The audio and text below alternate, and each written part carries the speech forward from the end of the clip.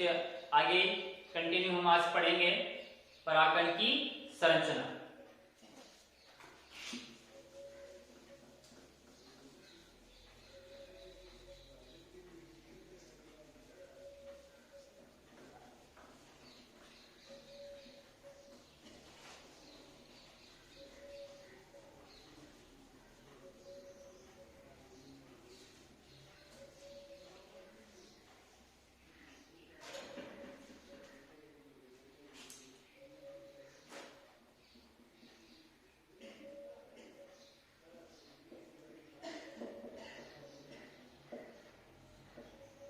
परागकण की संरचना कि परागण किस प्रकार का होता है। अब पहले भी हमने पढ़ाई था, कल पढ़ा था हमने कि भाई चतुष्क अवस्था से जब मुक्त हो जाते हैं लघु बीजाणु तो इनका आकार कैसा हो जाता है, गोलाकार हो जाता है, गोलाकार हो जाता है। और उस गोलाकार अवस्था में हम उनको क्या कहते हैं, परागकण कहते हैं। तो परागकोश में परागकण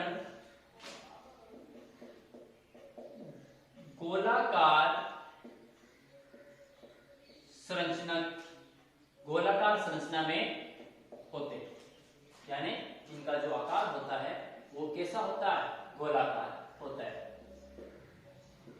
लेकिन कुछ पादपों की जातियों में ये जो पोलन ग्रेन्स है, परागकण है, वैसे अधिकांश जातियों में तो ये कैसा होता है, गोलाकार होता है, राउंडेड होता है।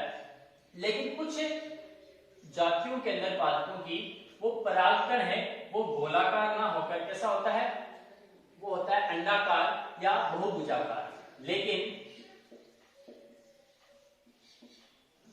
कुछ पादपों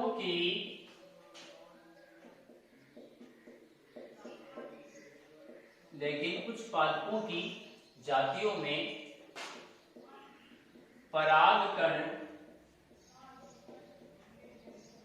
गोलाकार ना होकर कैसा होता है, अंडाकार या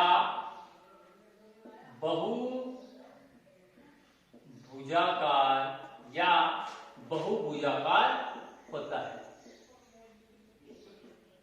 यदि हम एक संरचना देखें परागकण की तो कुछ इस प्रकार से होती है।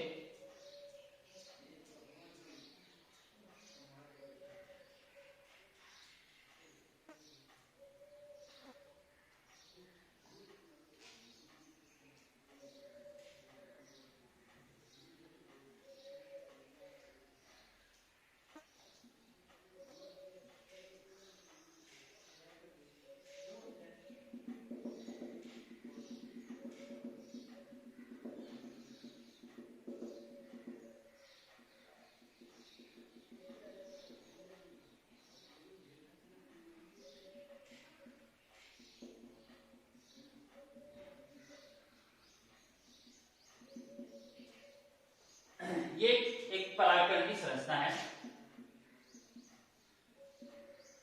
ये आपके पास एक परागकण है। तो अधिकांश जातियों में तो ये परागकण का जो स्ट्रक्चर होता है वो गोलाकार होता है, लेकिन कुछ जातियों में ये अंडाकार भी हो सकता है या बहुभुजाकार हो सकता है। अब जैसे कि आपको चित्र में दिखाई दे रहा है कि इस परागकण का जो केंद्रक है, परागकण का केंद्रक व इसका कोशिका द्रव्य, केंद्रक व कोशिका द्रव्य आपको दिखाई दे रहा है। दो भित्तियों से क्या होता है, ये घिरा हुआ होता है। ये देखो आपको ये दो भित्तियां दिखाई दे रही है, दिख रही है, दो भित्तियां, एक ये वाली और एक ये वाली। और अंदर क्या है, अंदर न्यूक्लियस है, केंद्रक है और कोशिका द्रव्य है।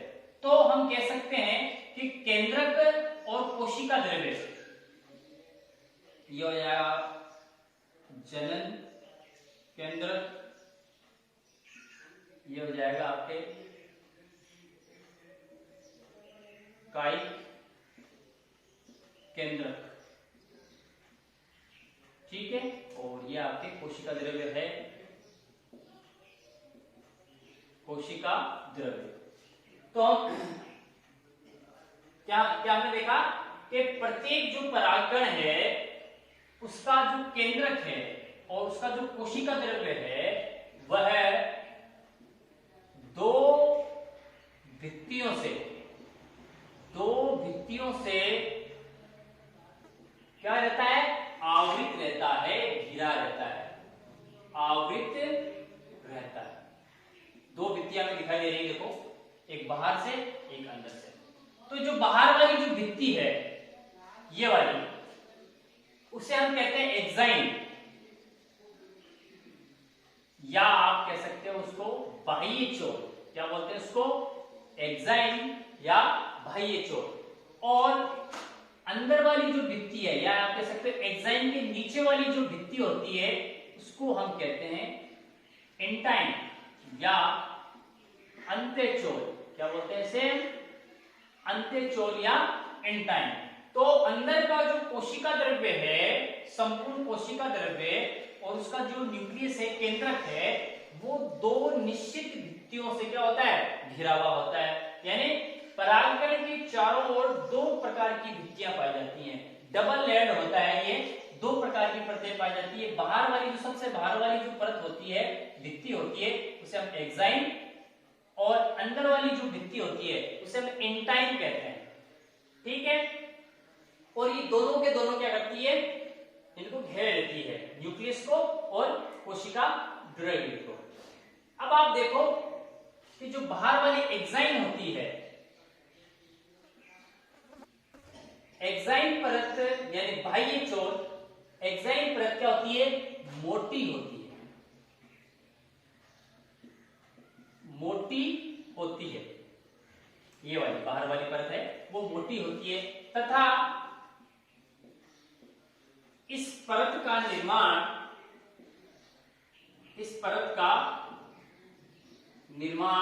किससे होता है, एक पदार्थ है जिसका नाम है स्पोरोपोलेनिन। इस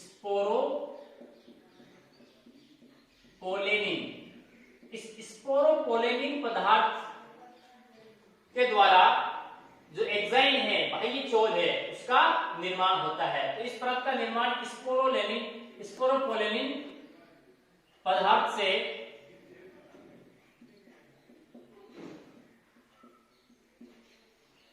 होता है। यह परत क्या होती है, काफी मोटी होती है। मोटी होती क्यों है, ये मोटी इसलिए होती है क्योंकि ये किससे बनी हुई है, स्पोरोपोलेनिन से। तो यह परत मोटी है और स्पोरोपोलेनिन परत से, पदार्थ से ये बनी हुई है। अब इसका फायदा क्या है, तो इस परत के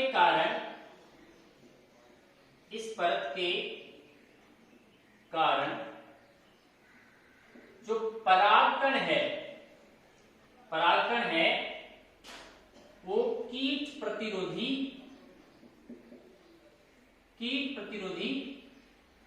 बनते हैं।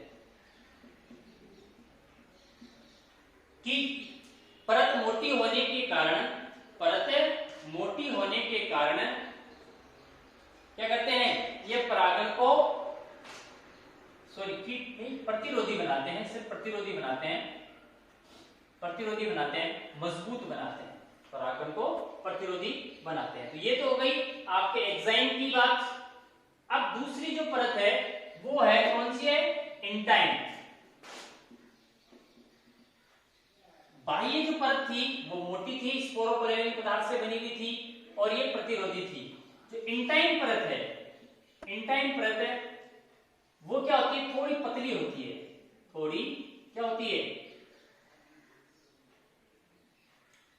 पतली होती है, क्योंकि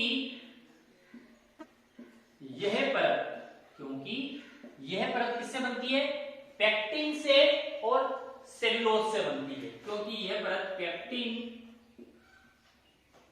व सेल्यूलोज से बनती है। तो बाह्य परत मोटी होती है, स्पोरोपोलेनिक पदार्थ से बनती है। जो इंटाइन है, अंतःचोल है, वो थोड़ी कमजोर होती है, पतली होती है। और ये किससे बनती है? ये बनती है आपके पेक्टिन से बनती है और सेल्यूलोज से बनती है। अब ये तो बात हो गई एक्साइन और इंटाइन। अब जिस स्थान पर परागकण में जहां भी जो भी हिस्सा कमजोर होता है, वहां पर जैसे मान लीजिए यहाँ पर ये वाला हिस्सा इसका कमजोर है थोड़ा सा, या आप कह सकते हो यहाँ की जो परत है वो कमजोर है, तो जहां से परागकण का जो भी हिस्सा कमजोर होता है वहां पर क्या बन जाते हैं? वहां से जनन छिद्र बन जाते हैं। यानी ये जो परत, दोनों परतें जहां पर कमजोर होती हैं वहां से ही क्या बन जाते हैं? जनन छिद्र बनते हैं। अब ये तो बात हो गई परागकण की। अब आगे देखो कि जो कीट परागित पुष्पों में, कीट परागित पुष्पों में यानी जिन पुष्पों में जो परागण है, परागण यानी देखो परागकण अलग चीज है, परागण अलग चीज है। यहां पर देख लो परागकण, ये तो होते हैं पोलन ग्रेन्स, लघु बीजाणु जो भी हम पढ़ते आ रहे हैं। और एक चीज होती है परागण, परागकण अलग चीज है, परागण अलग चीज है। परागण क्या होता है कि किसी पुष्प के परागकण किन्हीं माध्यमों के द्वारा, माध्यम हो सकते हैं, कीट हो सकता है, वायु हो सकती है, जल हो सकता है, पशु हो सकते हैं। तो जब किसी पुष्प के परागकण किसी माध्यम के द्वारा उसी पुष्प या किसी अन्य पुष्प के वर्तिकाग्र पर पहुंच जाते हैं, कहां पर? वर्तिकाग्र पर पहुंच जाते हैं, तो इस क्रिया को या इस प्रक्रिया को हम क्या कहते हैं? परागण कहते हैं।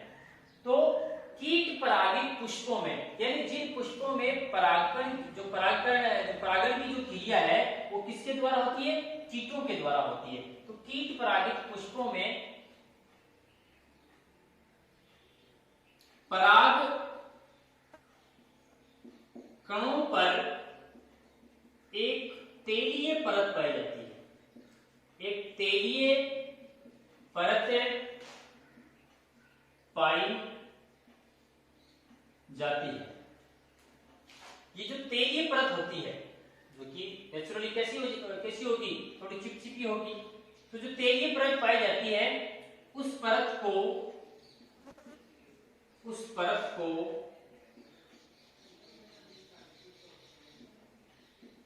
पोलन किट, क्या बोलते हैं उसको? पोलन किट, और हिंदी में बोलते हैं पराग किट। तो कीट परागित पुष्पों में जो परागकण होते हैं उन पर एक परत पाई जाती है, और उस परत जो परत पाई जा रही है उसका नेचर कैसा होता है? तेलीय होती है, थोड़ी चिपचिपी होती है, तेलीय परत पाई जाती है। और उस परत को ही हम क्या कहते हैं? पोलन किट कहते हैं। अब किसी भी परागकण की जो गंध है, किसी परागकण की गंध, चिपचिपापन व विशिष्ट रंग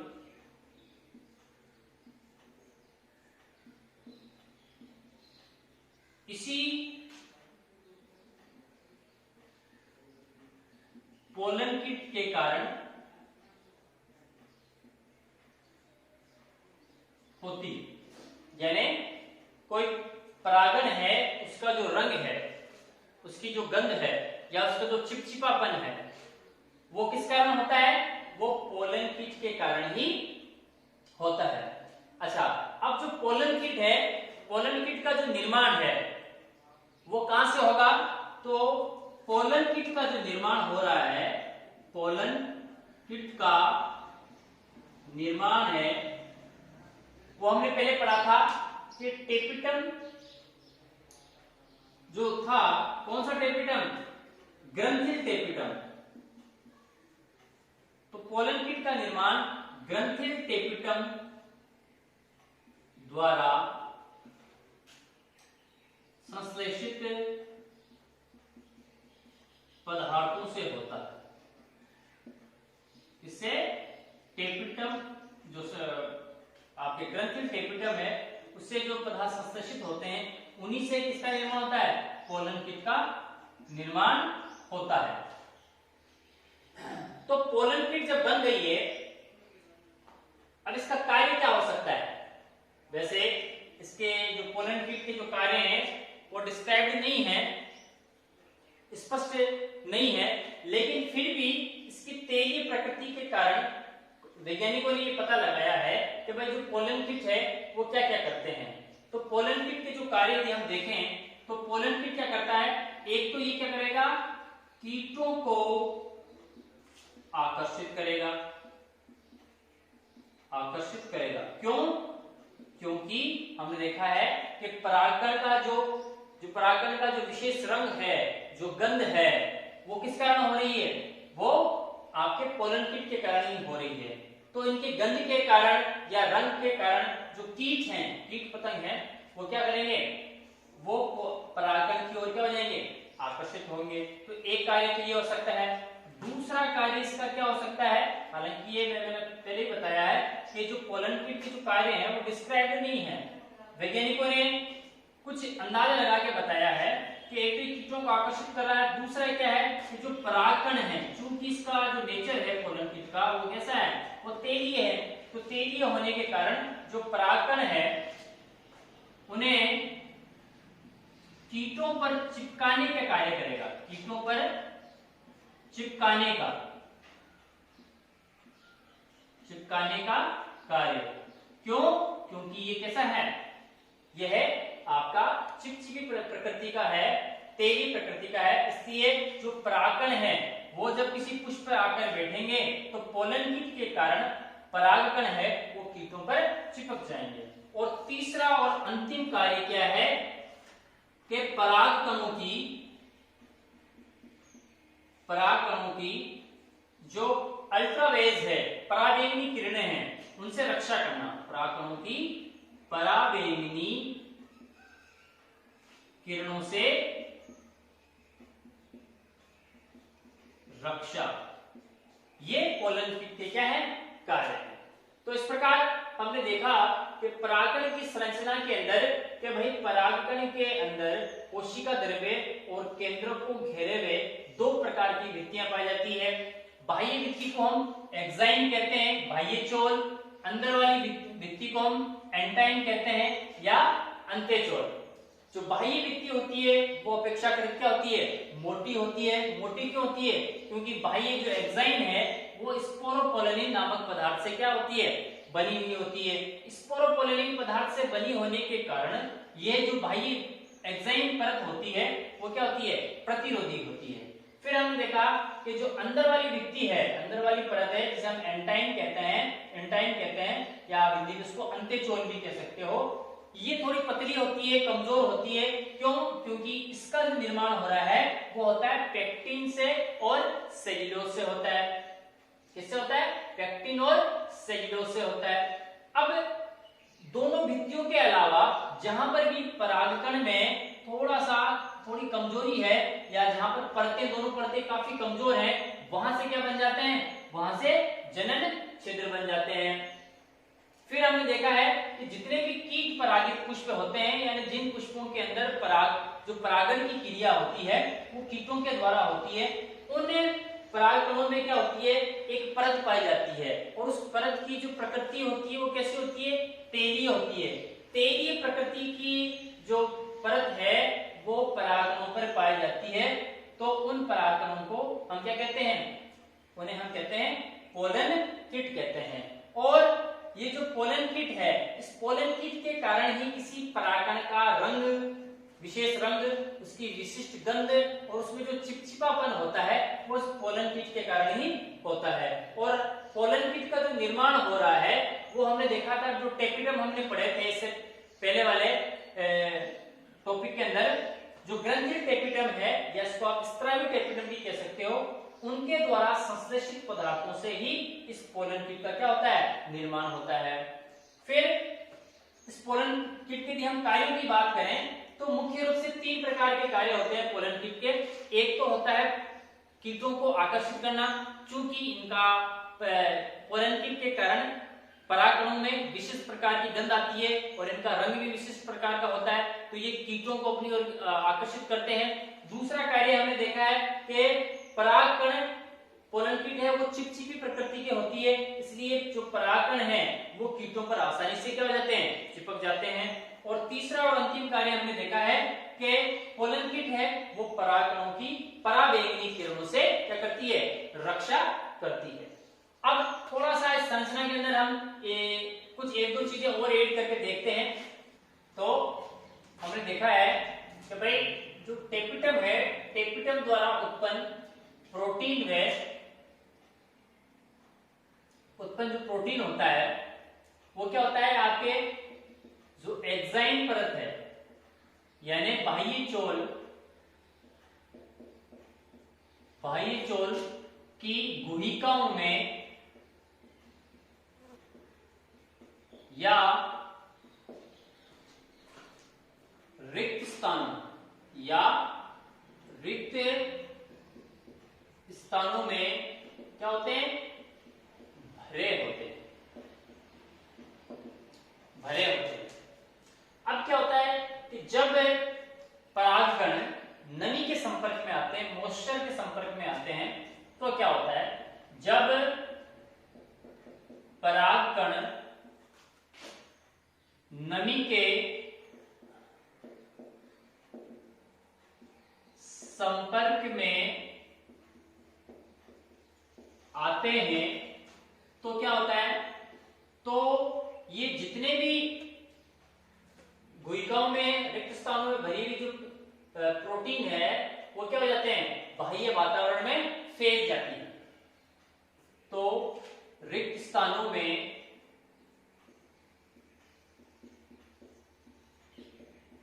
भरी प्रोटीन बाह्य वातावरण में फैल जाती है। अब जब बाह्य वातावरण में फैल जाएगी तो क्या होगा, जिससे बुखार यानी ज्वर और जो पोलन एलर्जी है, पराग एलर्जी जिसे बोलते हैं, और पराग एलर्जी जैसी बीमारियां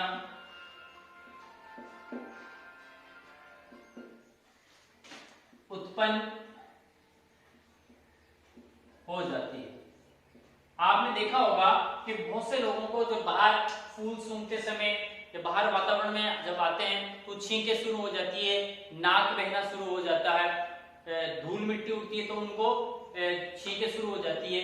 तो वो क्या होती है, वो एलर्जी होती है, और वो एलर्जी, उस एलर्जी को कहते क्या है, पराग एलर्जी कहते हैं, या कभी कभी उनको बुखार भी चढ़ जाता है। तो ऐसा हो क्यों रहा है कि जो टेपिटम होता है, तो टेपिटम द्वारा जो उत्पन्न जो प्रोटीन्स होते हैं वो कहां पर, जहां जहां जो एंजाइम परत थी, हमने देखा है कि एंजाइम जो परत होती है, बाह्य चोल होता है, उस बाह्य चोल में कहीं कहीं पर खाली स्थान होते हैं, कहीं पर खड्डे होते हैं, गुहिकाएं होती हैं। उन गुहिकाओं में, खड्डों में या रिक्त स्थानों में ये जो प्रोटीन है वो आकर क्या हो जाती है, जम जाती है।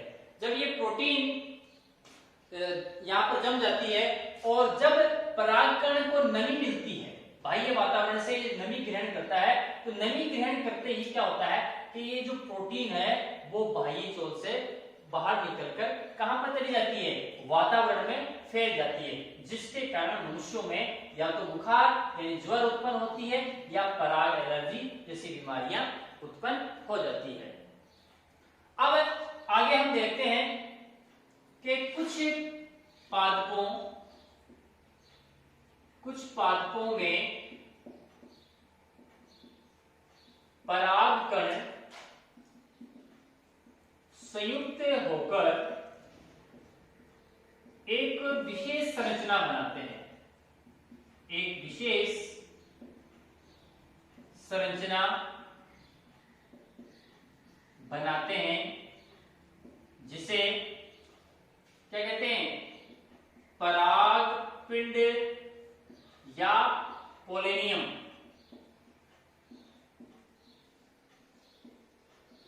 क्या कहते हैं, परागपिंड या पोलेनियम कहते हैं।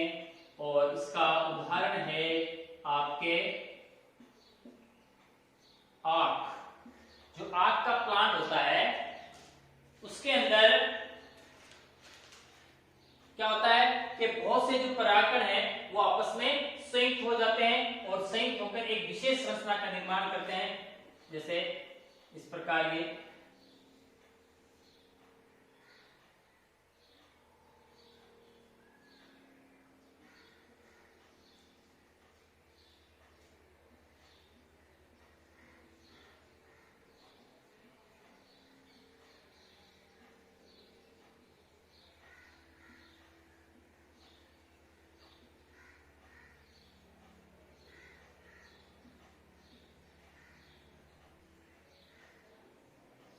ये देखिए बहुत से परागकण है वो आपस में संयुक्त हो गए और संयुक्त होने के बाद में उन्होंने एक विशेष प्रकार की संरचना बना ली है। इस संरचना को हम क्या कहते हैं, इस संरचना को हम परागपिंड कहते हैं। और ये आपके हो गए परागकण। और इस प्रकार की जो संरचना है, पोलेनियम प्रकार की जो संरचना है वो किसमें पाई जाती है, वो पाई जाती है आपके आंख में। ठीक, तो ये हो गई आपकी संपूर्ण परागकण की संरचना। अब आगे हम इसमें पढ़ने वाले हैं परागकण का स्फुटन। कि जब परागकोश होता है, अब वही परागकण जब बना है परागकोश के अंदर तो वो स्फुटित होगा, तभी तो परागकोश स्फुटित होगा, तभी तो परागकण क्या हो जाएंगे, बाहर निकलेंगे। तो अब आगे हम पढ़ने वाले हैं परागकोश में किस प्रकार जो परागण है वो बाहर निकलते हैं। आपके नेक्स्ट टॉपिक है परागकोश का स्फुटन। परागकोश का स्फुटन होगा और परागकोश का स्फुटन होने के पश्चात जो परागकण है वो बाहर निकलेंगे और फिर वो क्या हो जाएंगे, परागकण बाहर निकलने के बाद में उनमें परागण की क्रिया संपन्न होती है। तो हमने देखा है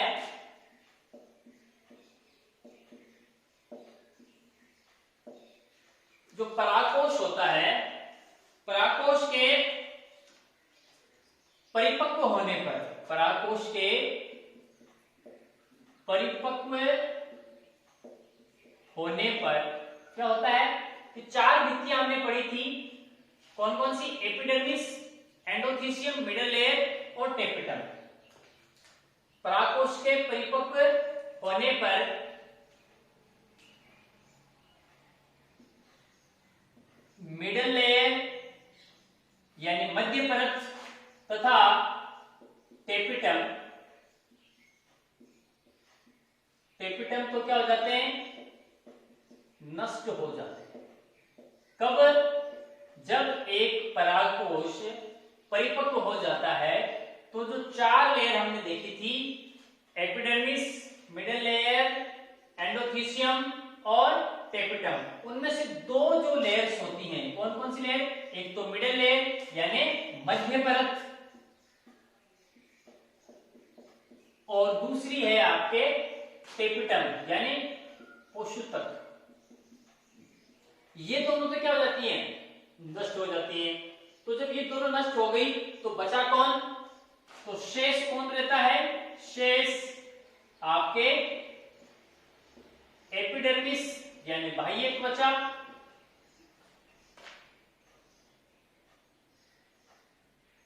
एपिडर्मिस और साथ ही साथ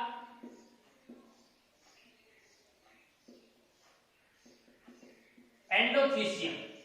दो परतें बाकी रहती हैं, एपिडर्मिस रहती है और एंडोथीसियम शेष रहती है।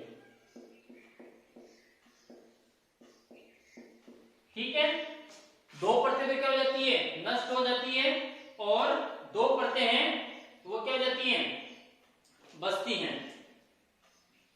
अब हमने देखा है कि जो एंडोथीसियम है, एंडोथीसियम जो परत है वहां से वाष्प के रूप में क्या होती है, जल की हानि होती रहती है। अब पहले हमने पढ़ा था कि जो एंडोथीसियम है वो क्या होते हैं, वो आर्द्रता ग्राही होती है। जो एंडोथीसियम परत होती है वो आर्द्रता ग्राही होती है, नमी को ग्रहण करने वाली होती है। लेकिन जब एंडोथीसियम से क्या होगा, लगातार है जो जल है, जब वाष्प के रूप में जब उसकी हानि होती रहेगी, जल की हानि होती रहेगी, तो एंडोथीसियम है वो कैसी हो जाएगी, वो शुष्क हो जाएगी, आर्द्रता विहीन हो जाएगी। और जब आर्द्रता विहीन हो जाएगी तो क्या होगा, इस कारण एंडोथीसियम की परत है आर्द्रता विहीन हो जाती है। जब आर्द्रता विहीन हो जाएगी तो क्या होगा कि इसकी जो बाहरी पतली भित्ति है, वो अंदर की ओर क्या होने लग जाएगी, धंसने लग जाएगी, जिससे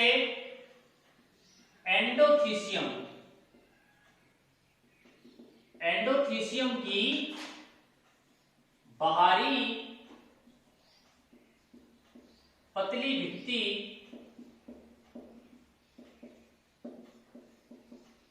अंदर की ओर धंसने लग जाती है। अंदर की ओर क्या होती है, धंसने लग जाती है। और जब ये भित्ति अंदर की ओर धंसती है तो क्या होगा, परागकोश जिसके फलस्वरूप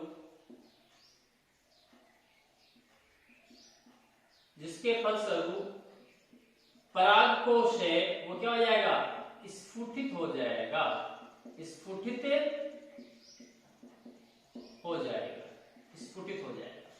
फिर से देखो कि परागकोश का स्फुटन किस प्रकार हो रहा है कि जब परागकोश परिपक्व हो जाता है तो परागकोश में जो चार परतें पाई जा रही थी उनमें से दो परतें, दो लेयर्स, मिडिल लेयर और टेपिटम, वो क्या हो जाती है, वो पूर्णतः नष्ट हो जाती हैं। सिर्फ एपिडर्मिस और एंडोथीसियम यही क्या रहती है, शेष रहती हैं। अब जो एंडोथीसियम जो परत होती है वहां से क्या होता है कि जल की लगातार वाष्प के रूप में हानि होती रहती है। चूंकि ये एंडोथीसियम है, एंडोथीसियम आर्द्रताग्राही है, आर्द्रता को ग्रहण करने वाली होती है, और जब इससे लगातार आर्द्रता बाहर निकलती रहेगी, तो एंडोथीसियम की जो प्रकृति है वो कैसी हो जाएगी, वो शुष्क हो जाएगी। शुष्क होने के कारण अब क्या होगा कि एंडोथीसियम की जो बाह्य पतली भित्ति है वो शुष्कता के कारण अंदर की ओर धंसना शुरू करेगी, और जब ये पतली भित्ति अंदर की ओर धंसेगी तो क्या होगा, परागकोश है वो स्फुटित हो जाएगा, परागकोश है वो फट जाएगा। ठीक है, अब ये जो परागकोश का जो स्फुटन है वो अलग अलग प्रकार से होता है, चार विधियों के द्वारा होता है। वो चारों विधियां हम अलग अलग यहां पर देखेंगे डायग्राम के सहित।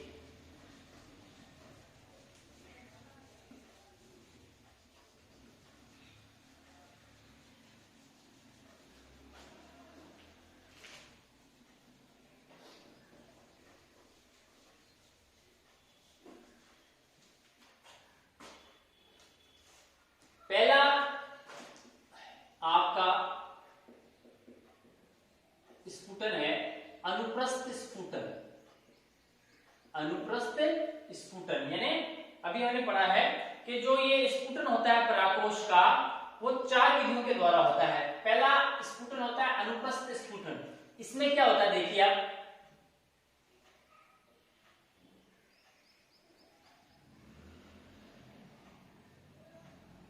ये आपके परागकोश है और इस परागकोश में स्फुटन हो रहा है, वो स्फुटन किस प्रकार का होगा, अनुप्रस्थ होगा।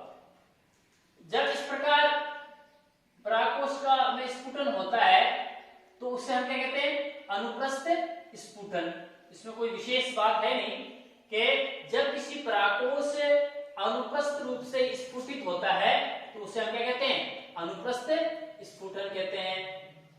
और इसका आप एग्जांपल ले सकते हो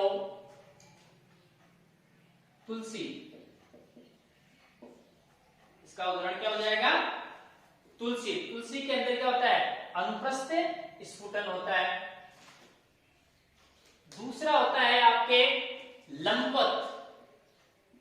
लंबवत स्फुटन, एक और प्रकार है, दूसरा प्रकार है लंबवत स्फुटन। लंबवत स्फुटन में क्या होता है कि ये मान लो आपका परागकोश की दो पालियां हैं, दोनों पालियां, ठीक है, परागकोश, और पहले वाले में तो अनुप्रस्थ स्फुटन हो रहा था, ये परागकण अनुप्रस्थ रूप से बाहर आ रहे थे, फट रहा था। और इस बार देखिए आप, इसमें इस प्रकार लंबवत रूप से परागकोश है, वो क्या हो जाएगा, वो स्फुटित हो जाएगा। ये लंबवत रूप में परागकोश का स्फुटन हो रहा है, यानी ये परागकोश क्या हो रहा है, लंबवत रूप से फट रहा है, ठीक। और इसका आप एग्जांपल ले सकते हो धतूरा और कपास। धतूरा और कपास में जो स्फुटन होता है वो लंबवत प्रकार से होता है। तीसरा जो स्फुटन है, तीसरा प्रकार का जो स्फुटन है वो होता है छिद्र में स्फुटन। छिद्र में स्फुटन, छिद्र में स्फुटन। अब देखिए छिद्र में स्फुटन में क्या हो रहा है, फिर से ये मान लीजिए आपके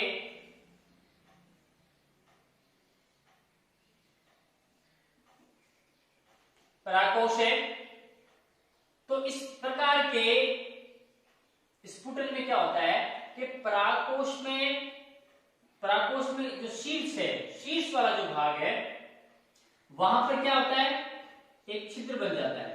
क्या बन जाता है, छिद्र बन जाता है, और वहां से फिर ये जो परागकण है, सॉरी छिद्र बन जाता है, और वहां से ये परागकोश है वो स्फुटित हो जाता है। छिद्र में स्फुटन में क्या हो रहा है कि किसी एक शीर्ष पर, परागकोश के शीर्ष पर जो स्फुटन है वो यहाँ शीर्ष पर होता है, एक छिद्र बन जाता है, शीर्ष वाले स्थान पर एक छिद्र बनता है, और इस छिद्र से फिर क्या होता है, परागकोश स्फुटित हो जाता है। इसे हम कहते हैं छिद्र में स्फुटन। और इसका एग्जांपल है मकोई।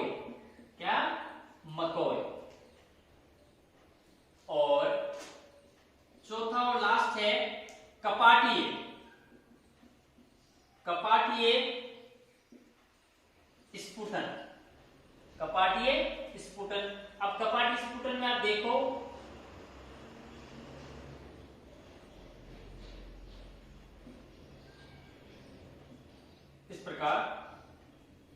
इस प्रकार के कपाटीय स्फुटन में क्या होता है कि भाई कपाटीय स्फुटन में हर एक परागकोश में एक या एक से अधिक